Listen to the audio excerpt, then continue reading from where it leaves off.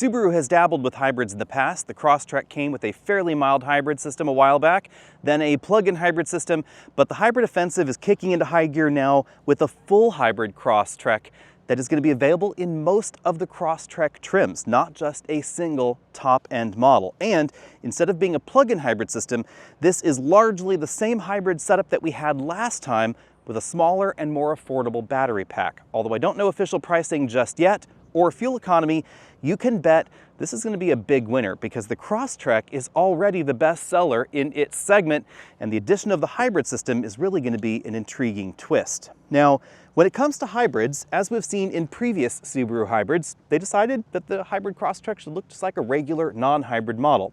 There are going to be hybrid-specific paint options, but aside from that, we get basically the same look up front, same LED headlights, same fog lights down there in this particular trim at least, and the same ground clearance, approach, breakover, departure angles, etc. that we find in the rest of the Crosstrek lineup. So this is one of the few no-compromise hybrids out on the market, especially when we dive into the hybrid system under the hood in just a little bit.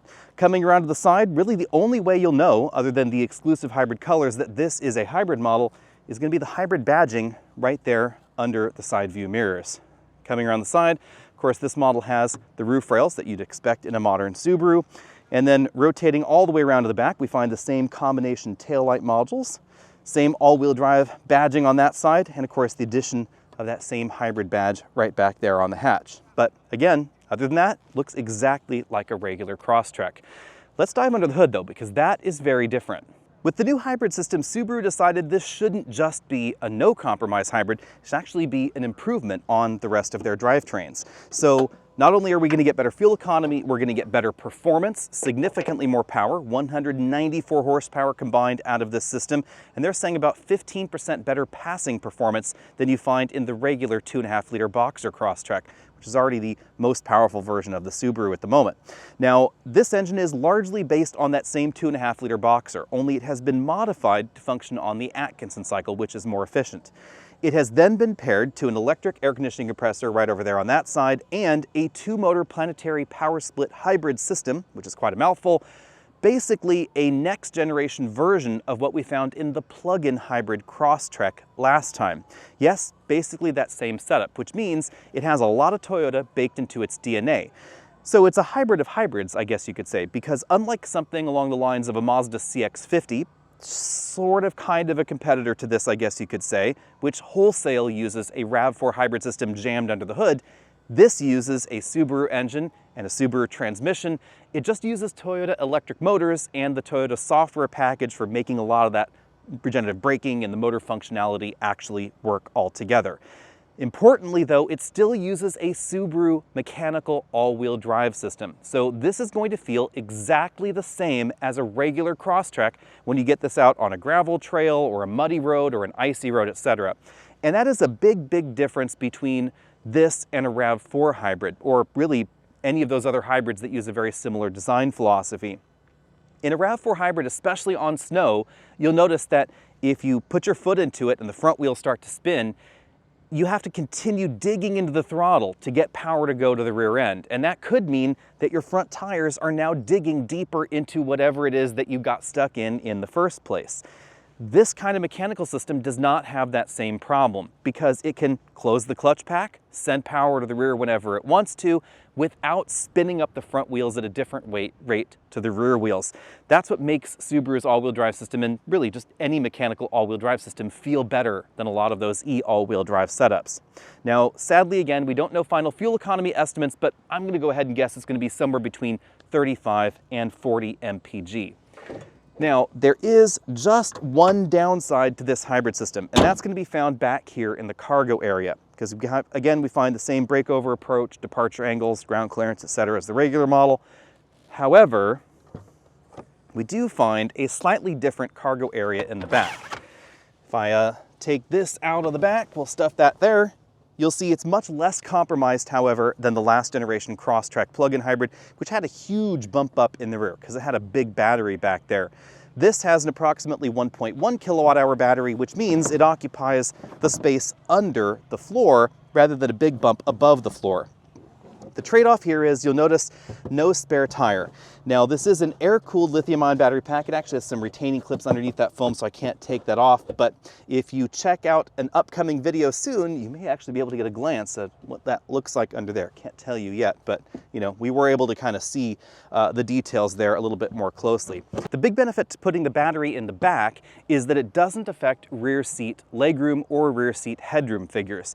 And in a lot of hybrid systems where the manufacturers have located the battery under the rear seats, you do see a reduction in those figures. But let's talk about roominess, because unlike the majority of small SUVs in the US, the Crosstrek is basically a lifted version of the Impreza hatchback. It has the exact same body, etc. We just find more ground clearance. So the seating position is more relaxed, more car-like. If you're into that, then that's going to be a good reason to get this over something like a Bronco Sport. But if you'd rather have that more upright feel, you want something like that Ford.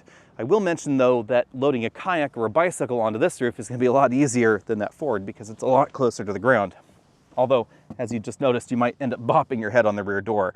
Because back here, it definitely feels more sedan, more hatchback-like. We have a pretty decent amount of legroom. I suspect you could fit a rear-facing child seat, maybe behind me. It might be a little bit of a squeeze, but you will find a little bit more generous headroom in something like that Bronco Sport. Again, though, the rear seat dimensions are exactly the same as the non-hybrid Crosstrek. If we take a look on the inside, though, Subaru decided to graft the LCD instrument cluster from the WRX into the Crosstrek hybrid.